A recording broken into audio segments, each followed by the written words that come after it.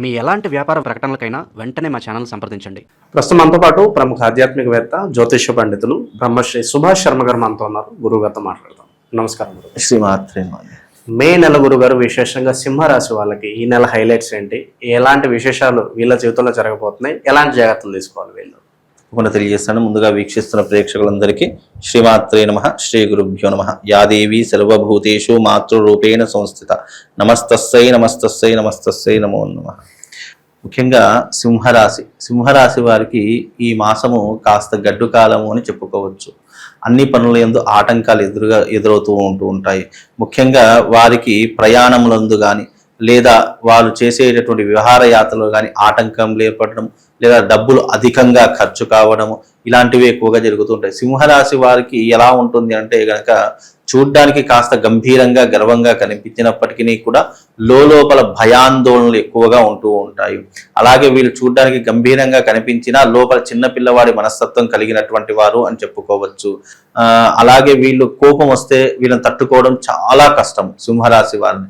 కనుక వీళ్ళకు కోపం తెప్పించేటటువంటి పనులు కానీ, కోపం తెప్పించే మాటలు కానీ అస్సలు వీళ్ళ దగ్గర మాట్లాడకూడదు. అలాగే వీళ్ళకి గర్వం చాలా ఎక్కువగా ఉంటూ ఉంటుంది, పొగరు చాలా ఎక్కువగా ఉంటూ ఉంటుంది. వీళ్ళు అనుకున్నదే జరగాలి అనేటటువంటి రూల్స్ అండ్ రెగ్యులేషన్స్ అంటారు సరే, అలాంటివి వీళ్ళ దాంట్లో చాలా మట్టుకు సింహరాశి వారి దాంట్లో కనిపిస్తూ ఉంటాయి. డబ్బులు విపరీతంగా ఖర్చు పెడుతూ ఉంటారు. వీళ్ళు ఎప్పుడూ కూడా ఉన్నతమైనటువంటి స్థితికి వెళ్ళాలి, మంచి పలుకుబడిని సాధించాలి అనేటటువంటి తత్వం కలిగినటువంటి వారిలో సింహరాశి వారు ఒకరు అని చెప్పుకోవచ్చు. అలాగే ఈ సింహరాశి వారికి ఈ మాసంలో గనక చూసుకున్నట్టయితే కాస్త ఒడిదొడుకులు అనేటటువంటివి ఎదురవుతూ ఉంటాయి. చిక్కులు, చికాకులు, ఇబ్బందులు, పోలీస్ స్టేషన్ వ్యవహారాదులు, అలాగే కోర్టు సమస్యలు, ఇలాంటివి చాలా మట్టుకు వీళ్ళు ఎదుర్కోవాల్సినటువంటి పరిస్థితులు ఈ మాసంలో ఏర్పడుతూ ఉంటాయి. కనుక సింహరాశి వారు కాస్త జాగ్రత్తగా ఉండే ప్రయత్నం చేసుకోవాలి. అలాగే ఆర్థిక పరమైనటువంటి ఇబ్బందులు ఎదుర్కొంటూ ఉంటారు. అలాగే విద్య యందు కానీ ఆరోగ్యం నందు కానీ నష్టం ఏర్పడేటటువంటి అవకాశాలు ఏర్పడుతూ ఉంటాయి. బంధుమిత్రులతో వైరం ఏర్పడుతూ ఉంటుంది. అలాగే స్థాన చలనం యొక్క సూచనలు కూడా కనిపిస్తూ ఉన్నాయి. ముఖ్యంగా వీళ్ళకి ఏంటంటే వ్యాపారం నందు నష్టము, నమ్మిన వారి దగ్గర నుంచి మోసపోయేటటువంటి లక్షణాలు ఎక్కువగా ఈ సింహరాశి వారిలో ఏర్పడుతూ ఉంటాయి. అలాగే ఎవరైతే ఉద్యోగం చేస్తున్నారో పై అధికారుల దగ్గర నుంచి ఒత్తిడి రావడము, లేదా మానసిక సంఘర్షణ ఎదుర్కోవడము, వీలైనంత వరకు వాళ్ళతో కోపము, ఆవేశంగా మాట్లాడము, లేదా గొడవలు ఏర్పడము, ఇలాంటివి ఎక్కువగా ఈ యొక్క సింహరాశి వారి యొక్క దాంట్లో ఎక్కువగా జరుగుతూ ఉంటాయి. అలాగే ఈ సింహరాశి వారికి ముఖ్యంగా ఈ మాసంలో వచ్చేటటువంటి ఇబ్బందులు ఏంటంటే ఆర్థిక పరంగా ఎక్కువగా నష్టపోతారు, ఉద్యోగ పరంగా ఎక్కువగా నష్టపోతారు, కోపము, ఆవేశపరంగా కాస్త నష్టపోయేటటువంటి సూచనలు ఈ యొక్క సింహరాశి వారి యొక్క జాతకంలో ఏర్పడతాయి. ఆల్రెడీ ఉద్యోగం చేస్తున్న వాళ్ళు వేరే చోటకు వెళ్ళాలా వద్దా అనే సందిగ్ధంలో ఉన్న వాళ్ళకి ఎలా ఉంటుంది? ముఖ్యంగా ఈ మాసంలో కనుక చూసుకుంటే ఎవరైతే ఈ యొక్క ఉద్యోగం చేస్తున్నారో అది ఎప్పుడు ఊడిపోతుందా, ఎప్పుడు ఉంటుందా కూడా చెప్పలేనటువంటి పరిస్థితి సింహరాశి వారికి ఏర్పడుతుంది. ఈ సంవత్సరం సింహరాశి వారు ఎవరెవరైతే ఉన్నారో ఉద్యోగంలో అయితే స్థిరత్వం అయితే ఉండదు. ఉద్యోగం పోయేటటువంటి అవకాశం తప్ప స్థానచలనం కానీ, లేదంటే వేరే ఉద్యోగం చూసుకోవడం కానీ, కొన్ని రోజులు ఉద్యోగానికి దూరంగా ఉండేటటువంటి పరిస్థితులు సింహరాశి వారి యొక్క జాతకంలో ఏర్పడతాయి. కనుక సింహరాశి వారికి ఉద్యోగంలో ఉన్నటువంటి పరిస్థితులు ఈ మాత్రం అయితే కనిపించట్లేదు. ఈ మాసంలో ఉద్యోగం పోవడం కానీ, లేదా పై అధికారులు తీసేయడం కానీ, లేదా వీళ్ళే రాజీనామా ఇచ్చేయడం అంటే రిజైన్ చేయడం కానీ, ఇలాంటివి ఏవో ఒక పరిస్థితులు ఈ యొక్క సింహరాశి వారి యొక్క జాతకంలో ఏర్పడతాయండి. పాజిటివ్ కోణంలో ఆలోచిస్తే వీళ్ళకి జరగబోయే మంచి ఏంటంటారు? మంచి వీళ్ళకి ఇప్పుడు ఉన్నటువంటి పరిస్థితుల్లో ఈ మాసం అంతా కాస్త గడ్డు కాలం, మంచి అనేటటువంటిది అయితే కనిపించడం లేదు. బికాజ్ ఏంటంటే సింహరాశికి అధిపతి అయినటువంటి రవి ఈ మాసంలో బుధుడితో కలిసి ఉంటాడు. బుధుడితో కలిసి ఉండడం అయినటువంటి కారణం చేత లేజీతనం ఎక్కువగా ఉంటుంది, సోమరితనం ఎక్కువగా ఉంటూ ఉంటుంది. ఈ రోజు వెళ్ళాలి అనుకున్న పని పెండింగ్ లోనే పెట్టేస్తూ ఉంటారు. మన పని మీద అంటే పక్కవాడి మీద పని మీద ఉన్నటువంటి శ్రద్ధ మన పని మీద ఉండకపోవడము. అలాగే ముఖ్యంగా ఇది వృషభ రాశిలో ఉంది కాబట్టి సింహరాశికి అధిపతి అయినటువంటి రవి ప్లస్ బుధుడు రెండు వృషభ రాశిలో సంచరిస్తున్నాయి కాబట్టి అది కాస్త నష్టపరిచేటటువంటి లక్షణాలు ఎక్కువగా ఉంటూ ఉంటాయి. కాబట్టి ఈ మాసం అంత చెప్పుకోదగ్గటువంటి అంశాలు అయితే వీళ్ళ దాంట్లో ఏం లేవండి.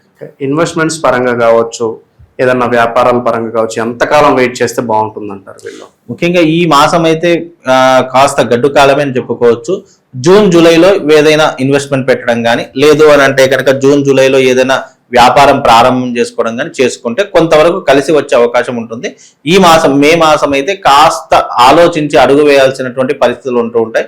వీలైనంత వరకు వీళ్ళకి ఏ పని చేసినా కూడా ఆటంకాలు మధ్యలోనే ఆగిపోతూ ఉంటాయి కాబట్టి వాళ్ళు ముందుకు వెళ్ళలేనటువంటి పరిస్థితుల్లో ఉంటారు. అందుకే కాస్త జాగ్రత్తగా ఉండే ప్రయత్నం చేసుకోవాలండి వీళ్ళు. ఓకే, ఇక విశేషంగా మరి ఈ పరిస్థితుల్లో ఎలాంటి పరిహారాలు చేసుకోవాలి గురుగారు? ముఖ్యంగా పరిహారాలు అన్నదానికి అర్థం ఏంటంటే కష్టకాలం ఉన్నప్పుడే మనం పరిహారాలు చేసుకుంటుంటాం కనుక ఈ యొక్క సింహరాశి వారు ఏదైనా పరిహారం చేసుకోవాలంటే మంగళ చండీ తంత్ర ప్రయోగం చేయించుకోవాలి. ఎందుకంటే సింహరాశికి అధిపతి మంగళ చండీ కాబట్టి ఆ మంగళ చండీ తంత్ర ప్రయోగం చేసుకోవడం వల్ల విశేషమైన పుణ్య ఫలితం కలుగుతుంది.